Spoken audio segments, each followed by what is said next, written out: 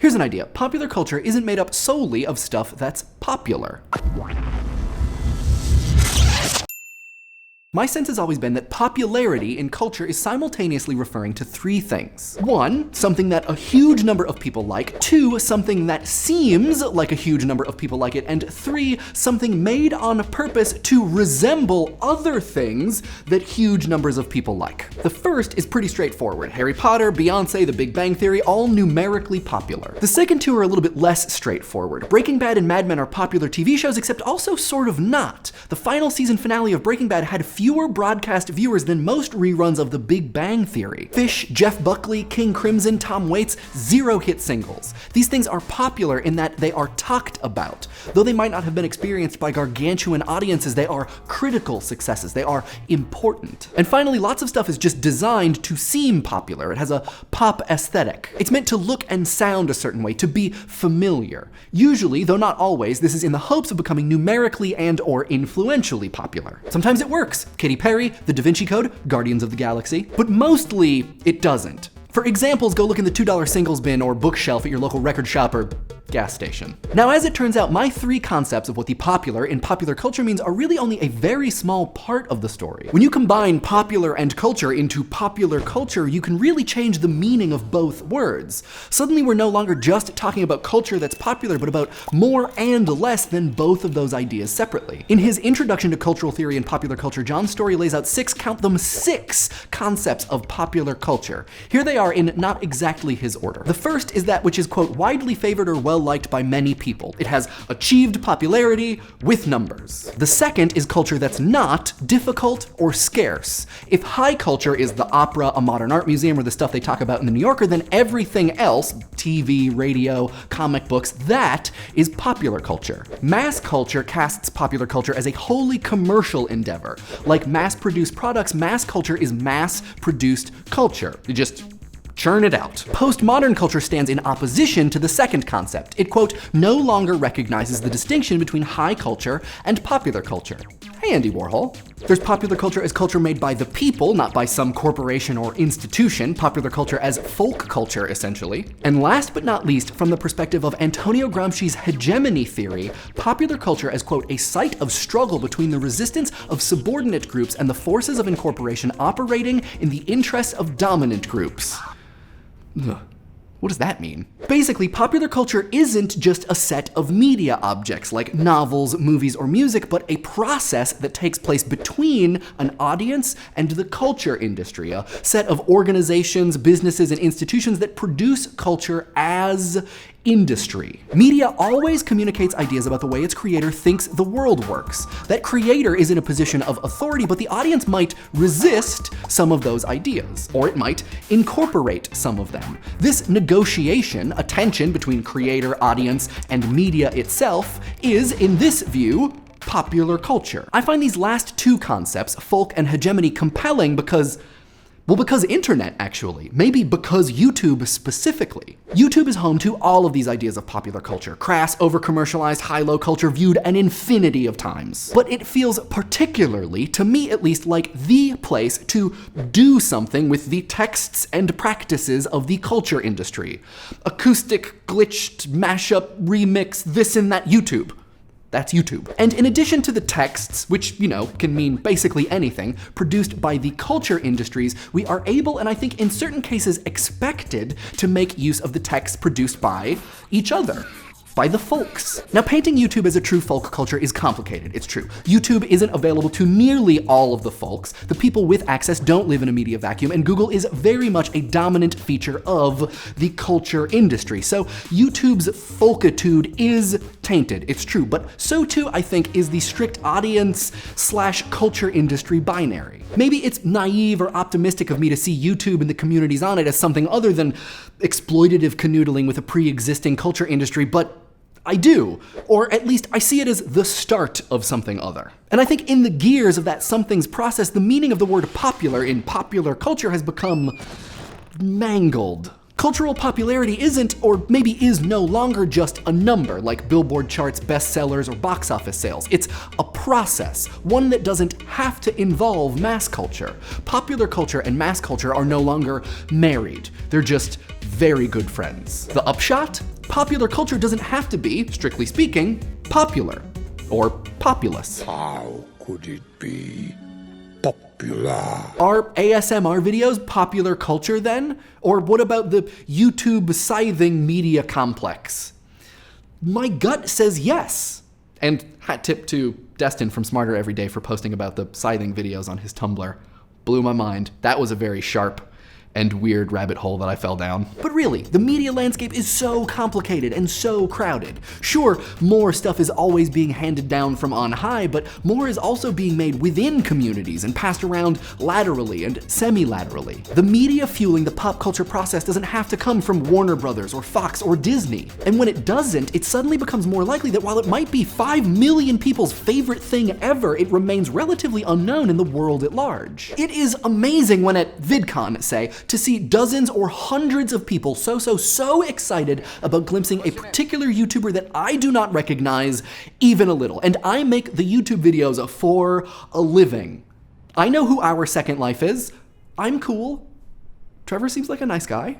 Hi everybody, I'm on a fisheye. But then, okay, here's the thing I've been thinking about a lot lately. When you make things, especially things that are popular, it's easy to turn inward, to ignore that pop culture process or take it for granted, to not test it, or worst of all, as Zay Frank says, to let your FILDI gorge itself on ego and arrogance. I think it's fair to say that Idea Channel is popular, by some measure. And maybe it's because of comfort or an FILDI with a poor diet, but I feel like we could give you more to do something with. So we're gonna try, and I'm really excited about it. Which I guess is a way of saying we're gonna try a bunch of new things. We're not gonna abandon our normal format, we're just gonna give it a rest sometimes. Not because we're trying to become more popular, but because as a feature of popular culture, I feel like we have to. We don't want to be like Metallica and just do the same thing forever. We have to constantly encourage and test that popular culture process. And I hope you're on board for it because in my mind, that is what popular culture is. What do you guys think? What is popular culture? Does it have to be numerically popular, or does everything have at least the capability of becoming popular culture? Let us know in the comments. And for real, over the next couple weeks, we're gonna be trying some new stuff, so comment responses for this episode will be in 2 weeks. In the intervening time, we're gonna try some new stuff. I've had some things up my sleeve for a little while. It's gotten very uncomfortable. It's very nice to get the things out of my sleeve. I hope you like it. I'm really excited. Your comments are worth the world to me. Let's see what you guys had to say about the Ice Bucket Challenge. From the subreddit, which remember we will be responding to comments from, SevenStrokeSamurai talks about the attention economy, which is a thing that we should have talked about but didn't, and asked the question of whether or not we are paying for things with our attention or whether or not our attention is paying for stuff, right? Which is a kind of like, where is the relationship? Is one of them disembodied? And you know, the attention economy always made me think about like screen real estate, and I always think of the attention economy as this thing that's sort of butting up against how much we can actually just fit on one computer screen. Also in the subreddit, Platus writes a really awesome comment breaking down the way that you can view the worth of every step of the kind of social and monetary transaction that comprise the Ice Bucket Challenge. It's a really awesome post. Thanks for writing this, Platus. Dominique Wilson talks about the sponsored post as a way to prove that social media posts have some kind of monetary value. And yeah, I mean, I think you could look at this a couple different ways. Is it the post itself? Is it the people taking a look at it, right? This is the stuff that we were talking about. I think it also follows ye old adage of if there is a place, we will find a way to put a product into it. That's just how the world works. dbrockop talks about something related, which is the pay with a tweet mechanic, which is where you're signing up for something and instead of paying some small amount of money, you can pay with a tweet about that thing, right? And so that draws a very clear line between those two things. You can either give us money or you can try to raise awareness about our product, which eventually will lead to either more money or more awareness. So yeah, it's a good point.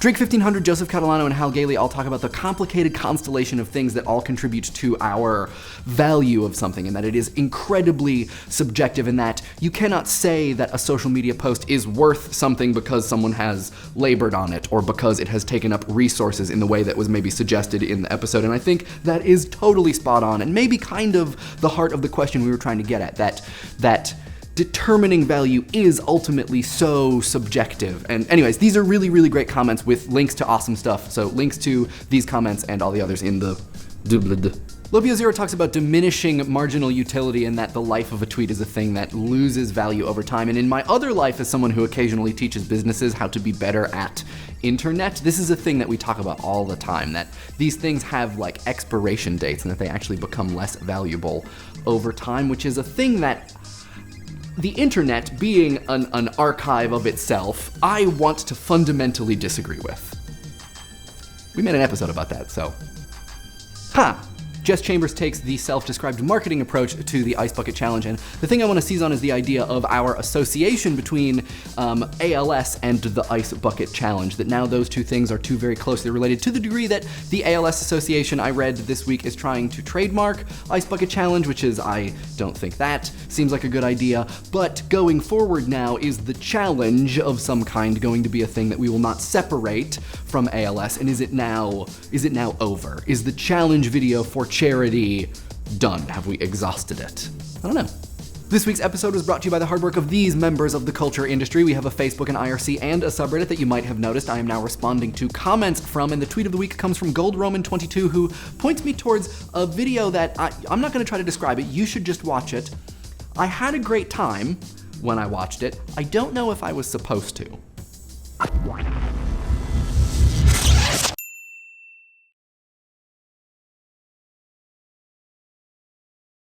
And for this week's record swap, we're actually going to do a kind of dual record swap. So last week we added Boards of Canada, which you probably can't even see right now, and I and a bunch of other people kind of upset. Boards of Canada, can't really see it, so we're going to do the unthinkable. I'm going to switch two records. I'm going to put Boards of Canada where Django Reinhardt is. Love Django Reinhardt, but he's been here for a while. He was on the last record wall, so I'm going to put him in the corner.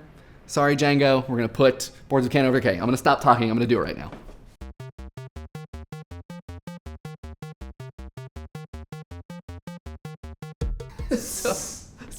So many structural problems to contend with. Okay, so then for this week's actual record swap, new record, which is the last record swap, so that means that Sword and Sorcery is going away.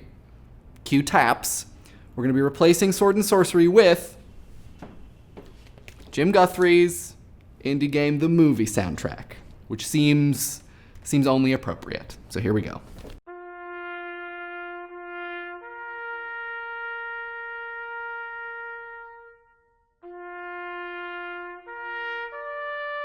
Alright, so, adios, Sword and Sorcery. It's been real, and welcome. Indie Game The Movie. We're done, that's it. No more record swaps. No more record swaps. What are we gonna do in this part of the episode now? We'll figure something out.